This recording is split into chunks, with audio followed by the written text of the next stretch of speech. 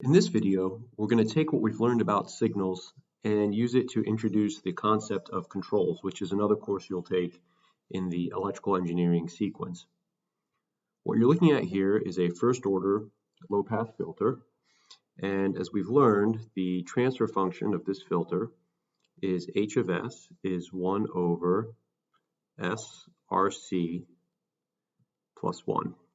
And we got that by assuming that the impedance of the capacitor is 1 over SC, and then we applied the rule of the voltage divider. And just to make it super duper obvious, I'm going to remind you that RC is the time constant. So another way to write this is that what you've got is 1 over S tau S plus 1, where tau is the time constant.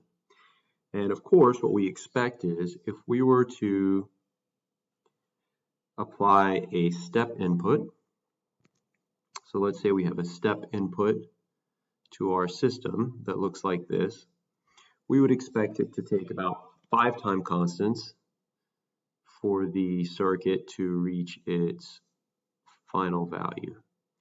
So for example,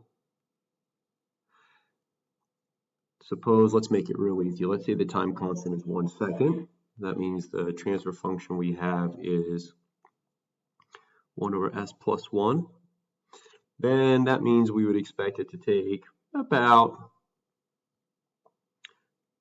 5 seconds to reach steady state. All right. And in order to make sure I know what I'm talking about, I've actually built the system in Simulink. You can see here I've got 1 over s plus 1. That's my system. Over here on the left is the step input that I'm applying, and let's hit simulate. So I hit simulate, and then lo and behold, I can see I've got the yellow signal. That's my step response, and sure enough, you can see it takes more or less 5 seconds to charge almost all the way up. You might argue it's 6 seconds, but remember the 5 is only an approximate rule of thumb, and it does that. So controls asks the question, what if I'm stuck with this circuit, but I want it to charge up faster than 5 seconds? Like, what if I wanted it to charge up in 1 second? So what if I want my circuit, I want to be able to control my circuit so that it charges faster. How do I do that? And the way that I'm going to do that is I'm going to use a feedback system with a compensator. So as we discussed in class, what I'm going to do is I'm going to take my input x of t, or let's just call it, let's call it x of s because we're dealing in the Laplace domain now. And over here, I have my system, the very same h of s, which is 1 over s plus 1 in our case. And whatever comes out of it is going to be the output y of s. Now what I'm going to do is, I know I want my output to be as sharp as possible. So I'm going to take my input signal, I'm going to feed my output signal back, and I'm going to subtract it from the input signal. And what that's going to create is an error signal. The difference between the input signal, which is what we think of as the desired signal, that's what we want, is for the system to respond with a step, and the output at whatever point in time is what it is. So the difference between them is the error. It's how far off you are from the desired value. And then what we're going to do is we're going to take that error and we're going to multiply it by some big number g. Okay, that's just a straight multiplier times g. And so we're going to take our error, we're going to make our error really big, and then we're going to use that to drive the system. So the idea is that if you have a very small error, you will be only changing your system by a little bit, and if you have a big error, that will tell the system that you need to change the input by a lot in order to get it where it needs to be. So we can use some basic arithmetic to work out the transfer function. So this error is the difference between x and y. This is gain times x minus y. And this is gain times h times x minus y and that equals y. So if we put it all together, we've got y of s equals, oopsie daisy, sorry about that, is y of s equals g times h times x minus y. And if I gather like terms, I've got y times 1 plus gh equals x times gh. And let's see, the transfer function is now y over x, which will equal gh over 1 plus gh. Now remembering that in our particular case, h is 1 over s plus 1.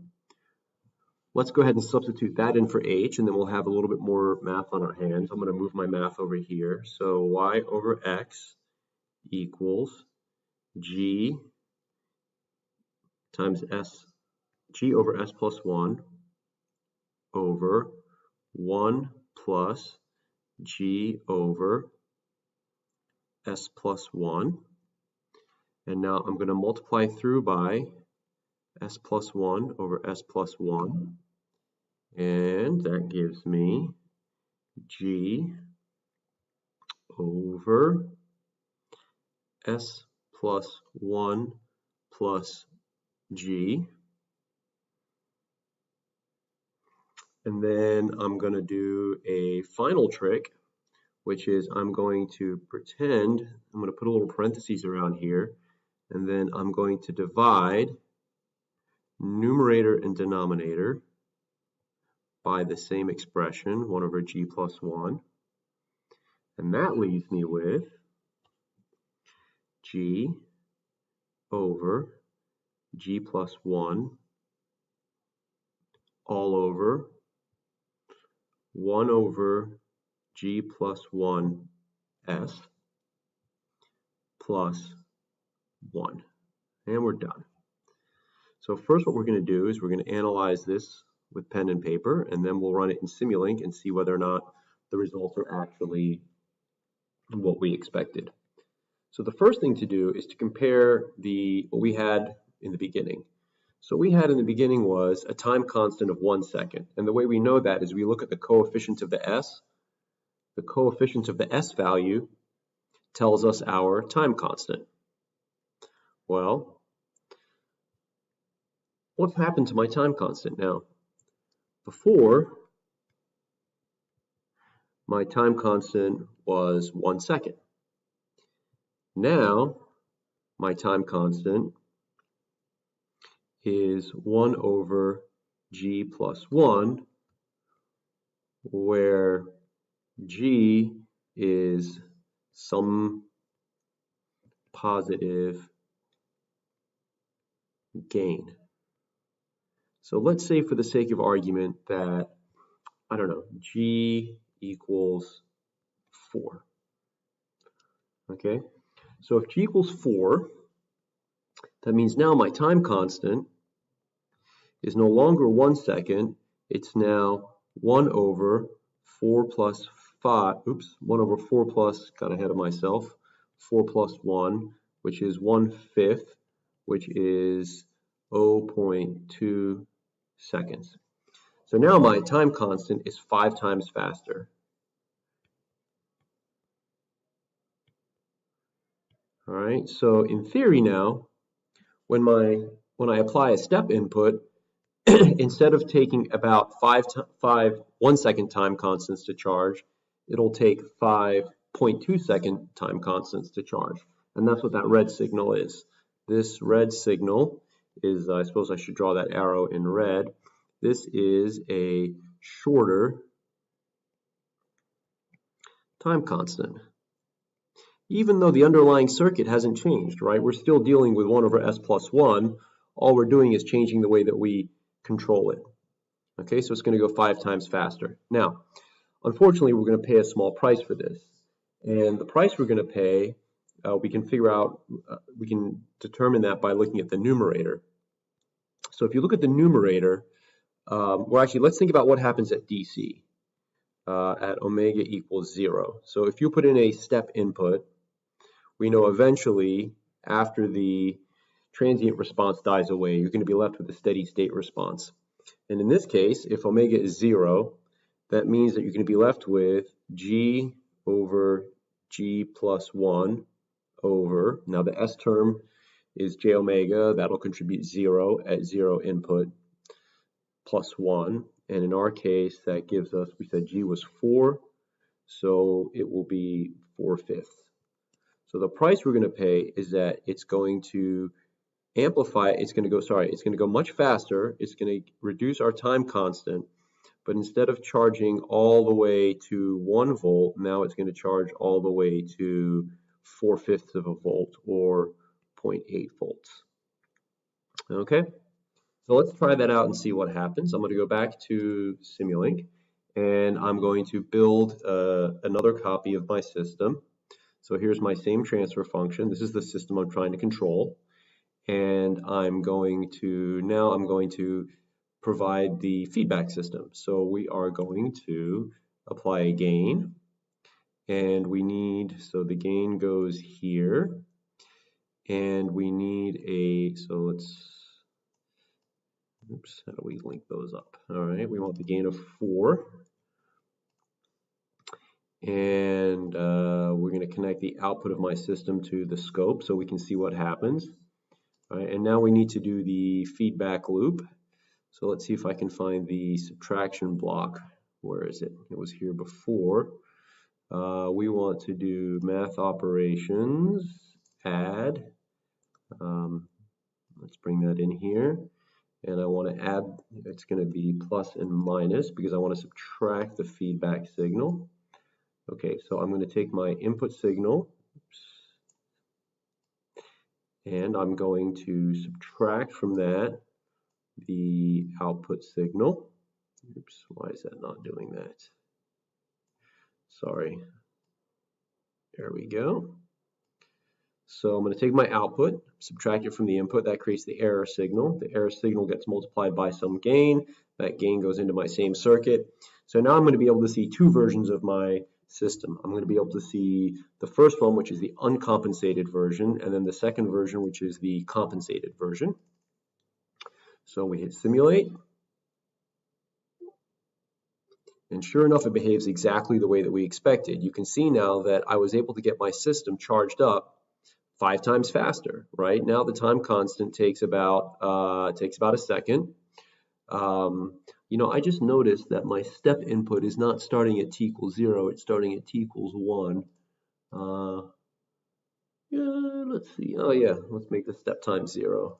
That'll probably make a little bit more sense. Where did it go? Okay, and that's a little bit better. Now you can see the yellow signal charges up in 5 seconds, and the blue signal charges up by t equals 1 second. And then as expected, the blue signal, the faster one, it doesn't charge up all the way. It only goes 4/5 of the way to being charged. So we've solved one problem, but we've created another one. So a nice solution to this is to add even more compensation. And this is getting pretty advanced. I don't want to get too far ahead of your signals course, but effectively what we're going to do is we have a small error of about 0.2, and that small error isn't big enough to drive the system to go all the way up to an output of 1 volt. So what we're going to do is we're going to take our output, our error of 0.2 volts, and we're going to integrate it.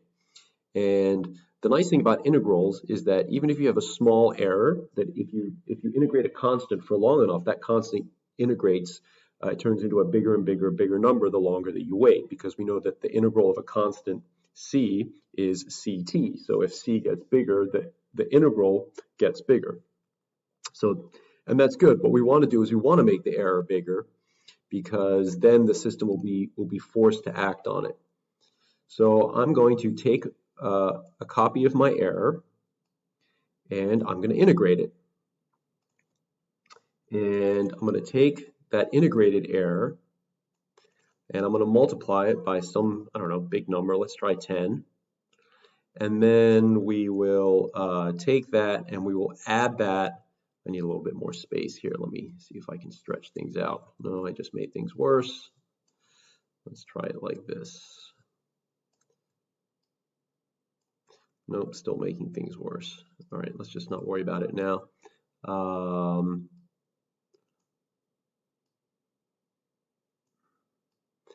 There we go. That's all I wanted to do, was just move these suckers back a little bit. Okay, so now what I'm going to do is I have effectively two sources of compensation. I have the original gain that we've just been discussing, and that's what gets it to have a time constant that's 5 times faster. But now I'm also going to add to that another form of compensation, which is going to get rid of that small little persistent error. And the sum of those two together now will drive the system. And when I hit simulate, look at that. So now you can see I've got the system is simulating. The time constant is much faster. Okay, I'm still getting a time constant that's 5 times faster, and it's actually getting me to the right. It's getting me all the way to 1 volt. You can see it overshot a little bit, so maybe I want to drop this gain a little bit. Let's try dropping that to 5 maybe, and we'll run it one more time. Okay, and now you can see we're starting to be in much better shape. Let's go a little bit trial and error here. Not the best way to do that, but there we go. That's perfect now. So now you can see I'm getting my time constant of 0.2 seconds, right? It's charging 5 times faster than it was, and it's charging all the way to the correct final value. So when you get to controls next semester, or whenever you get there, you'll learn that there's all these different strategies for taking a system, such as our very slow RC circuit, and driving it in such a way intelligently so that you can get whatever kind of performance you need to out of it. So you're often not stuck with the dynamics of the system, but you can manipulate those dynamics to do whatever you need them to do. All right, hope you enjoyed this video.